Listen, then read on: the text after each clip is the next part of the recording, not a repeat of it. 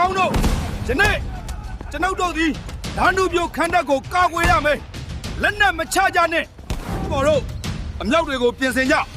ရတိကျတက်တွေမနဲ့လင်းရင်အနောက်ဘက်ကနေရောက်လာလိမ့်မယ်အကောင်းဆုံးခုခံဖို့ပြင်ဆင်ကြရတိကျတက်တွေလာနေပြီခန္ဓာကိုအမြန်ဆောက်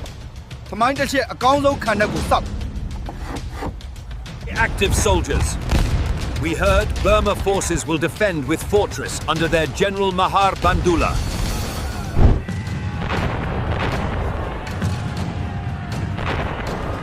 ယတိကျတွေငါတို့မြေကိုဘလို့ထိရဲလဲမင်းတို့အားလုံးဗမာတက်တီနဲ့တွေ့ကြလိမ့်မယ်ယတိကျစစ်တင်မောတွေကိုပစ်ခတ်ပါသူတို့ကိုငါတို့ခန္ဓာနာမကတ်စေနဲ့ပစ်မှတ်ကိုအာယုံစိုက်ပါ